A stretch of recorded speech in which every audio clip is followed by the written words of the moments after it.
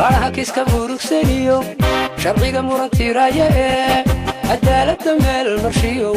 nabaar booliska kamida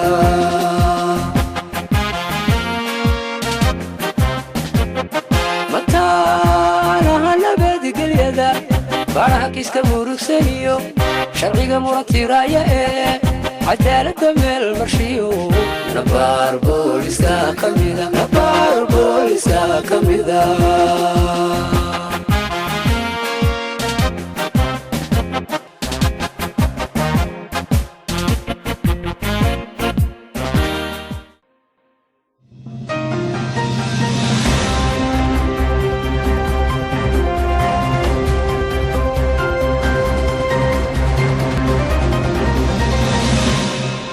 السلام عليكم ورحمة الله تعالى وبركاته كلنتي وناكسن داود الدمانتين بكسو دوادا وركا بوليسكا دولديانكا سوماليدا وركنا waxaa idin la socodsiinaya aniga ah Maxamed Yuusuf qodobada ugu door korona doorkeena ku daawan doontaan waxa kamid ah komishinka booliska oo kaashanaya xafiiska jidadka iyo gaadiidka ee heer deegaan ayaa soo qaban qaabiyay kulul lagu saxeeyay shaqooyinka ay wada qabtaan xafiisyadan bahwadaagta ah tababar ku saabsan ilaalinta xuquuqda aadamaha ayaa loo qabtay 40 xubnood oo ka tirsan ciidanka dambi kortaga shir ku saabsan kaalinta uu boolisku ku leeyahay doorashada lixaad ee dalka ayaa loo qabtay booliska heer deegaan qodobadaasi iyo kuwa kale faahfaahintooda u diyaar garow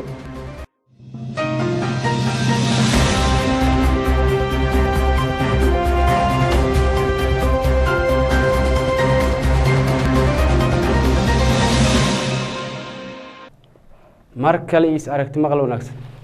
komishinka booliska oo kaashanaya xafiiska jidadka iyo gaadiidka heer deegaan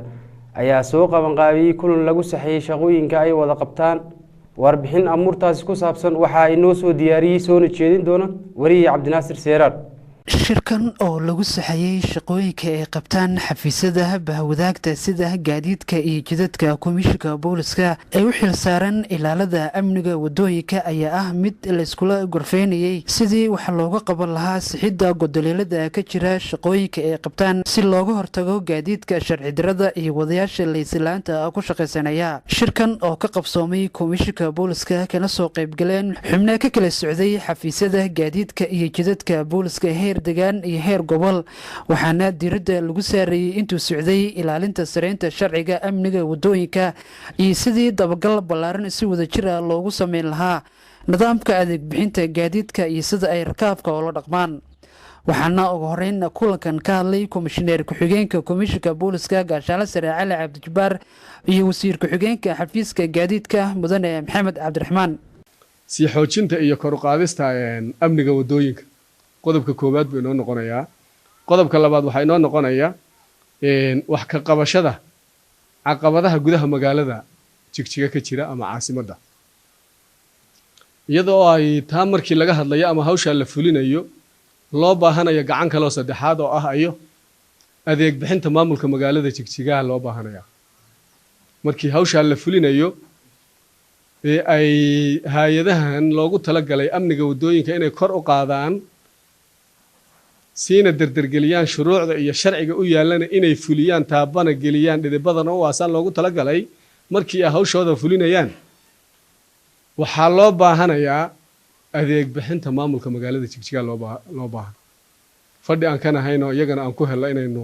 yaan samayn doonaa insha Allah haddii aan la yidhaahdo oon wasiir ku-xigeenkii anagu qaadanayna haddii aan la yidhaahdo qodobkaas waxaa kale taxriifka ama qiimaha iyo tirfiga gaadiidka ka shaqeeya bulshada u shaqeeya adeegga siiya gudaha magaalada meel kaleba intaynaan u kacin see la yidhaahdaa oo loo dhaqmaa waxa weeye baajaaj sidaan horeyba u sheegnay dadka adeeg ma siisee dhibaatay ku tahay lambarka koodhwanka ah waxaa loo bixiyey oo dowladdu u bixisay oo xafiisku u bixiyey in la siiyo maxay lagu siiyo bulshada adeeg in lagu siiyo koodhwan lambarka la yidhaahday dowladdu qarashka ugu soo bixisay miisaaniyadda ugu qabatay u soo daabacday baajaaj baasha la yidhaahdaana bulshada adeeg ma siiso daraasaadka rasmiga ah ee la sameeyey ee wadaniyadda iyo lahaanshuhu ku dheehan tahay markaan dhab u taabanno waxa weeye baajaaj adeeg bulshada ma siisay adeegay siisay iyo dhibaataday ku haysaa badan ta kale tirfiga sidii la doona loogu raraa gaadiidka gawaarida isla halkaa markaynu dhex soconno waxaan ku dari doonaa oo isaguna ku jira covid-19 in laga wacyigeliyo maxaan ku idhaahdaa shuruucdiina covid-19 kana la waafajiyo haddii aan la yidhaahdo qodobka kale gaadiidka sharci darrada ah iyo dirawaliinta bilaalaysanka ah gaadiidka sharci darradii dhowr nooc buu u qaybsamaya oo gaadiid waxaa jira iyagoo sharci darre loo bedelay maxaa loogu bedelay beersol baa lagu xidhay sharci maaha beersol in gaadiidka lagu xidho brotocool ahaan iyo nidaam ahaan iyo sharci ahaan gaadiid cayiman yaa loogu talagalay beersol in loo sameeyo oo ay shuruucda iyo sharciga dalka ka jira iyo ka deegaankuba u ogol yihiin laakiin magaaladeenna markaad eegta jigjiga waxaad arkaysaa gaadhi kasta hataa kuwa ay dhallinyarta aadka u da'yari wataan oo beersol ku xidhan waa gaadhi sharci ah oo haddana loo bedelay maxay sharci darre loo bedelay gaadhigaasi wuxuu halis ku yahay oo si fudud u fulin karaa in xaaladda amniga khalkhal lagu geliyo gaadiidka beersolkaas si fudud oo dhow yaynaan u arkin in ay xaaladda amniga uu halis ku yahay khatar yahay sharci darrada lagu sameeyey kasakow inaynu u qaadanno ayaa loo baahan yahay gebi ahaanteen marka aynu shaqadaa fulinaynana iyadoo akhlaaq iyo asluub ay ku dheehan tahay in loo sheego cidda wadata sharcigana la mariyo innagoo sharciga kankada ka duulayna yayna ka baxsanaanin markay shaqada aynu qabanayno sarrayntii sharciga aan ilaalinaan leenahay soo maa kan waa inuu ku salaysnaado weeye waxaynu qabanaynaa run ahaantii waxaan u ordayno ama aan u shirayno waxa weeyaan sidii xal loogu heli lahaa shaqada naloo idmaday ee waajibka naga saaran yahay ayna tahay bulshadii sidii loogu adeegi lahaa xaqiiqiyan shaqooyin badan oo aad u fiican waa la qabtay walow dadaalka u badan ay geliyeen xafiiska komishanka booliska qaybta taraafikada waxaa jiray shaqooyin badan oo noo yaallay oo ah waajibaadkanagii qofka markuu shaqo qabanayo shaqana waa la qaban dhaliil badanna way soo baxaysaa waa shaqooyinka ugu daran ee qof bili-aadana uu qabto markii la yidhaahdo qaybta gaadiidka maxaa yeelay dad bili-aadanaan raacaynaa oo la rabo in sharcigii la baro shaqo inta la qorshaysto dhammaanaysa ma ah shaqada gaadiidka daily waxaa imanaya caqabadahaas in deg deg loo furo ayay tahay tusaalahaan xafiisyada kale hadda shaqooyin bay qorshaystaan mashaariic baa laga fuliyaa ma aha laakiin annaga teenna waa shaqo rotiina oo taagan maalin walba haddii maanta shalay gelinka dambe ay wax noo saxnaayeen gelinka hore maanta haddii shaqada lasii xoojin waayo khalad kama baxayso shaqadan qabanay oo dhan way faylgaroobaysaa annagoo neejarka shaqada garanayna oo eegayna yani abuurista shaqadanba inay shaqo caqabad badan tahay haddana culayskana saaran muxuu yahay waxaan u adeegayna waa bulshadii oo in adeeg la siiyo ay tahay kuwii adeegga siinayana waan daba soconnaa waan ilaalinaynaa sharcigii baanu ku duwaynaa kuwii loo adeegayaasha ahaana baahidoodii way taagantaho annagaana laga sugayaa inaan baahi tirno ilaahay baa wax baahi tira laakiin in adeeg inay helaan iyagii safetigoodii la badbaadiyo taarifkii ay ku raaci lahaayeen sarfiskii ay heli lahaayeen la siiyo taarifkoodii loo jaangooyo xagga iyo xaggaba marka shaqa culus baa naga haysata taas si guud ahaan weeyaan in ma garanaysaaye shaqooyinkanagii in dardargelinteedii iyo xoojinteedii iyo caqabadaha jira furitaankeeda inaan anagu aan leenahay inaan isaga imaano xafiiska taraafikada shaqo fiican buu hayay komishinka laakiin xoogaa isu imaanshihii baa waqti yani badan baana la gelinin intii hadda dhexe suu sheegay hadda komishinka xogeenku shaqooyinkii noo yaalla sidii loo dardargelin lahaa in culayska aan saarno waxyaabo noo hirgela way jiraan waxyaabo aanan noo hirgelina way jiraan caqabado annaga dhexdanadana way jiraan realityga markaan ka hadallo sidii aan taa u furi lahayn maanta waa inaan dhiibli hoos u galno. tababar ku saabsan ilaalinta xuquuqda aadamaha ayaa loo qabtay 40 xubnood oo ka tirsan ciidanka dambi kortaga. warbixintaasina waxa inoo soo diyaariyay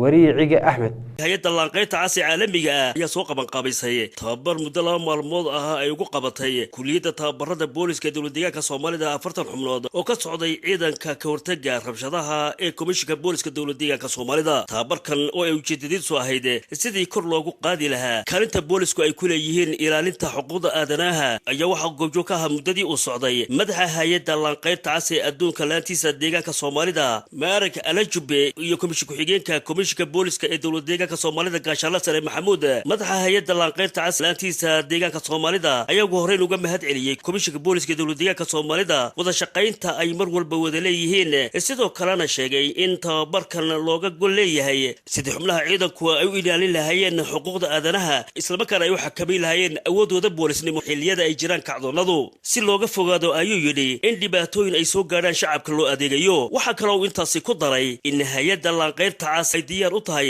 sidii ay uga caawin lahayd komishiga booliska dowladdeegaanka Soomaalida taageerada kor loogu qaadayo aqoonta ciidamadu ay u leeyihiin ilaalinta xuquuqda aadanaha iyo ku dhaqanka shuruucda kala duwan ee u yaala dalka iyo deegaankaba. komishineer ku-xigeenka komishiga booliska dowladdeegaanka Soomaalida Gaashaale Sare Maxamuud ayaa isaguna uga mahad celiyay hay'adda lanqeynta cas caalamiga ah tababaradan kor loogu qaadayo tayada waxqabad ee xubnaha komishiga booliska dowladdeegaanka Soomaalida sida ay waxqabadkooda u noqon lahaa mid shuruucda waafaqsan. inaan xuquuqda meel lagaga dhicin xuquuqda sharciga laana meel laga dhicin oo imaanin maartay waxyaabaha la yiraahdo yeegtisaasna mabti tisato waxa la yiraahdo waxa gudubiyada xagga xuquuqaha iyo xagga shuruucda midna inaan dhicin sidii taxaddar badan aan uga samaysan lahayn sideen danaynu taxaddar uga gali lahayn fidmo walayaal ku soo gabada hawsha iyada inay qas ka geystaan inaanay qabsoomin caqabado abuuri karaya taxaddar dheeri oo baraarug fiican inagu ole una diyaar garoobayna siday nabadgelyo wax noogu qabsoomi lahayn carqaladana aan uga ilaalin lahayn idinkuna casharadiina inta idin socdaan arday si fiican oo feejigan oo baraarugsan oo ka faa'iideysi wixii aydan fahminna inta gacanta taagtaan su'aalaha si wax idinka dhaadhacoodu fahamtaan faham fiican aad uga heshaan casharadiina aad u qaataan anshaxna la yeesho aan la habsaamin oo aan maartay booq iyo wixii midna la jiro maskaxdiinu si fiican oo kooban si duruusta aad uga faa'iideysan lahayd waa cashir meel dheer la inooga keenay cashirka meel dheer safarka loo inoogu keenay inuu ka faa'iideysano ka furano oo aalashano oo liqno ku dheefno la inooga baahan yahay. dhinaca kale waxa iyaguna warbixin naga siiyay tababarkan iyo waxyaabihii ay ku qaateen qaar ka mid ah saraakiishii ka qayb qaadatay muddadii tababarkani uu socday. waxbarashadan hadda noo socotaa 2 maalmood ayna siinaysaa hay'addu aad baan wax uga fahanay waxa aan ka fahanay waxyaalo badan baa kamid oo xagga noo kala sharciga siin naqin haddana laakiin maadaama goob doorashooyin iyo xuquuqda bini'aadmiga in la ilaaliyo oo si adkeena ay tahay waxbarashada in anaguna aan sii dadaalo aan adkeynana ma taqaanay ciidankii aan ka nimid aan xukunina inaan gaarsiino annagana faran tahay marka waxyaalo badan baan ka faa'iidnay bal dhihi karaa sharciyadaas oo naloo sii xoojiyay horena aanu baranay ee ganaano qaadanay cashiro kala duwan oo ma garanaysaa aadamaha xuquuqda la dhaqanka ilaalinta shuruucda dalka iyo ta deegaankaba ayaanu qaadanay. marka waxaan leeyahay xuquuqdaas iyo sharciyadaas aanu baranay oo anaguna rabno inaan sii dhaadhicino oo noo sii dhaadhicino ciidankii iyo ma garanaysaa ciidamadii kala duwan ee magaalada ka shaqeynayay aanu sii gaarsiinayno. shir ku saabsan kaalinta uu boolisku ku leeyahay doorashada 6aad ee dalka ayaa loo qabtay booliska heer deegaan iyo heer maamul magaalo. mar kale iyo Cabdinaasir Siraar kulan lagu gorfeynayay kaalinta uu booliska ku leeyahay doorashada 6aad ee dalka iyo shaqooyinka uu hayo shacabka ee sugidda amniga iyo xasiloonida ayaa ka qabsoomay komishiga booliska iyadoo shirkan ay si wada jir ah u hogaaminayeen komishineer ku-xigeenka komishiga booliska saraakiisha dambi hortaga loona qabtay booliska heer deegaan isla markaana ujeedadiisu ahayd sidii loo dardargelin lahaa xilka iyo waajibaadka shaqo ee ciidanka ka saaran adkeynta nabadgelyada iyagoo ilaalinaya sareynta sharciga anshaxa ciidan bini'aadanimo sugidda xuquuqda aadamaha maadaama xukuumaddani talada hayse ay ka soo baxday waajibaadkeedii ku aadanaa dhisidda boolis taya iyo tiraba gaashaanla dhexe weerar xawaani sulub iyo gaashaanla dhexe aadan xaashi oo si wada jira shirkan uga hadlay islamarkaana ciidankii ka soo qaybgalay kula dardaarmay inay u diyaargaroobaan doorashadii lixaad ee dalka iyagoo adkeynaya arrimaha nabadgelyada lana shaqaynaya shacabka iyo hay-adaha kala duwan ee ka howlgala magaalada Jigjiga. taliyaha booliska degmada Beercaano gaashaanla dhexe Xasan Cabdilaahi ayaa faahfaahin naga siiyay lacag dhan 654,000 oo bir oo si khalad ah akoonkiisa ku soo gashay in lacag ay akoonkayga ku soo qaldantay cadadkeeduna dhan yahay 654,000 oo bir lacagtaas oo uu leeyahay ganacsade magaciisa la yiraahdo Cabdifataax Cumar Maxamed ganacsadahaas oo meherad ku leh magaalada Jigjiga xaafadda Zero Sosti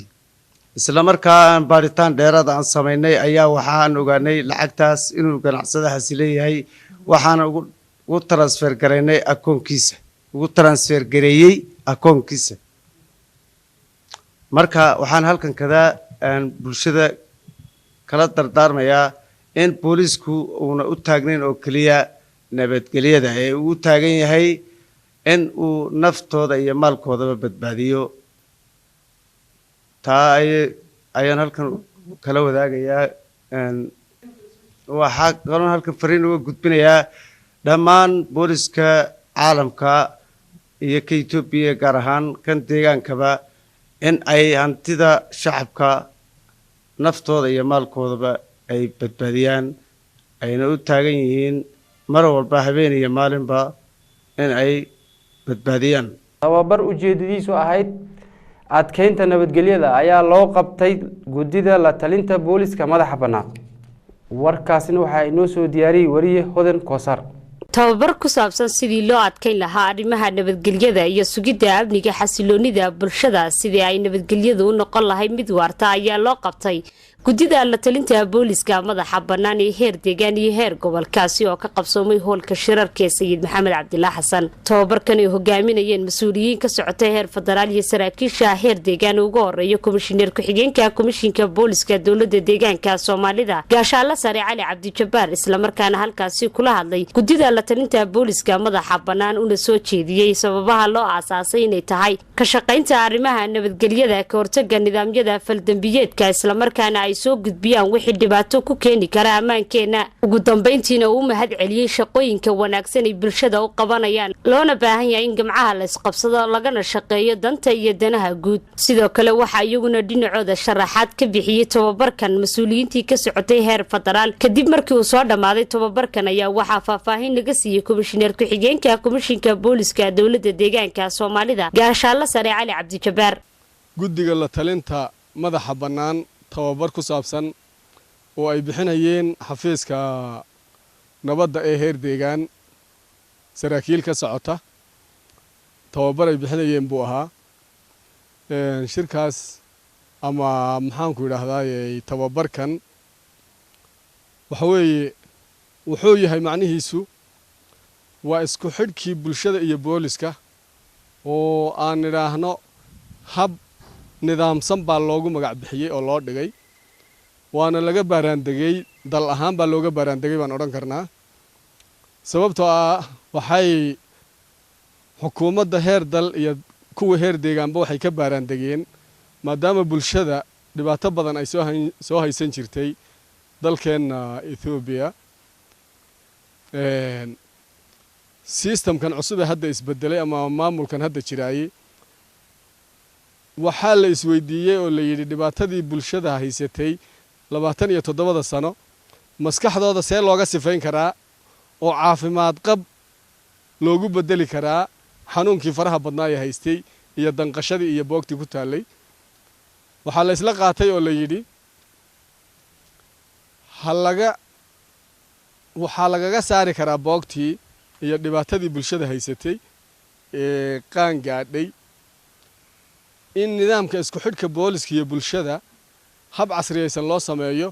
lana sameeyo guddi madax bannaan oo la talisa booliska maadaama ay bulshadu dadkii loo adeegaya yihiin baahidana qabay u adeegihii si ay u tilmaamaan ay baahidooda ugu sheegtaan oy si dhow baahidooda ugu sheegan karaan wixii booliska ka khaldanna ay u sixi karaan habkaasaa loo sameeyey guddigan kada haddii aan sii macnayno la talinta madaxa bannaan ee booliska marka si ay deegaankeenna guddiyada laga dhisay ay tayo u yeeshaan shaqadooda iyo waajibaadka la siiyey ay sidii loo baahnaa inay u gutaan ayuu tababarkani ku saabsan yahay saasuuna ahaa wabilaahi tawfiiq intaa ayaan kusoo gabagabeynayaa warka booliska dowladdeegaanka soomaalida warkana waxaa idinla socodsiinaya anigoo ah maxamed yuusuf anigi iyo dhammaan bahda igala qayb qaadatay waxaan idinkaga tagayaa sidaa iyo nabadgelyo